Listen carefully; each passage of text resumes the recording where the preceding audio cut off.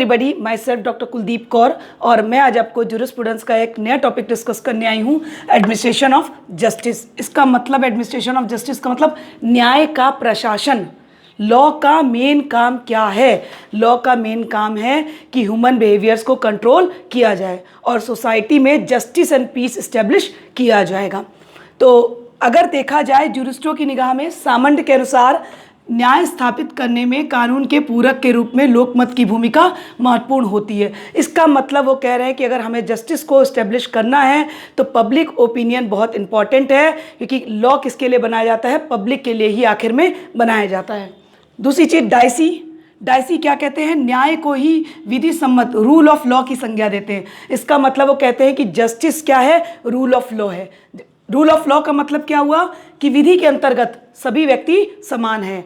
No one can be above the law. कोई व्यक्ति विधि से ऊपर नहीं है, चाहे कोई भी व्यक्ति हो, वो किसी भी पद पे हो, लॉ के अंतर्गत सभी लोग आते हैं। और यहाँ पर आपको बात याद आ रही होगी, मनु ने भी कहा था law is the king of king, विधि राजाओं का भी राजा है। तो सेम डाइसी कह रहे हैं कि no one can be above the law, विधि से ऊपर कोई नहीं है। और डाइसी क्या कहना चाहते हैं? सिविल और क्रिमिनल जस्टिस में कोई भी डिफरेंस नहीं है। There is no difference between civil and criminal justice. और वो मानते हैं कि दोनों को ही क्या मानते हैं? पब्लिक ओपिनियन का, पब्लिक जस्टिस का सिंबल मानते हैं। कहना है कि दोनों तरीके के, चाहे वो सिविल जस्टिस हो चाहे वो क्रिमिनल हो, दोनों ही क्या है? पब्लिक जस्टिस का सिंबल हैं।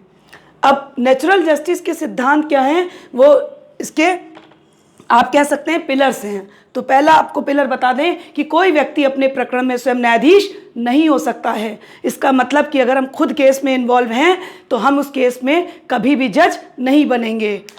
आप समझ गए होंगे कि मैंने क्या कहा? कोई व्यक्ति अपने मामले में स्वयं न्यायाधीश नहीं बन सकता है।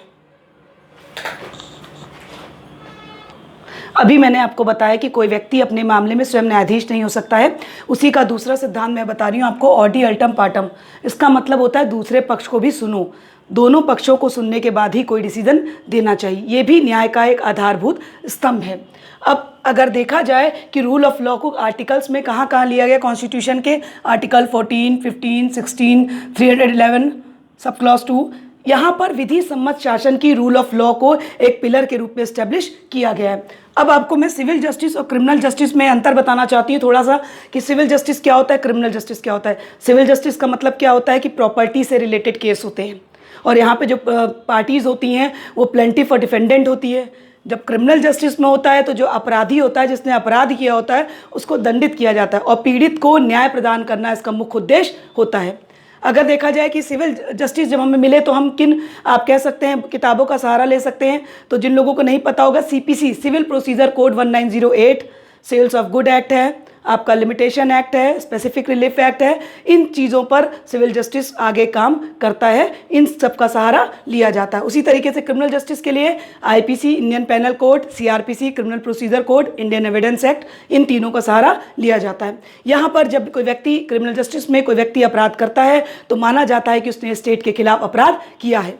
अब सिविल जस्टिस में हम क्या क्या दे सकते हैं उसको? Compensation, injunctions, restitution, specific performance, decree for payment of डेप्ट। इसका मतलब हम प्रतिकर के रूप में, निषेधाज्ञा के रूप में, विनिर्देश पालन के रूप में और डिक्री के रूप में हम क्या कर सकते हैं? सामने वाले व्यक्ति को क्या करवा सकते हैं? रेमेडीज दिलवा सकते हैं। और क्रिमिनल जस्टिस में क्या क्या मिल सकता है? जो व्यक्ति अपराध करता है, अगर साबित हो जाएगा कि उसने अपराध किया था तो उस व्यक्ति को कैपिटल पनिशमेंट, इम्प्रीजमेंट भी दो तरीके की होती है, कारावास भी, एक सिंपल और एक रिजिड कारावास, दूसरा वार्निंग, फाइन, ये सारी चीज़ें हम पनिशमेंट के रूप में दे सकते हैं।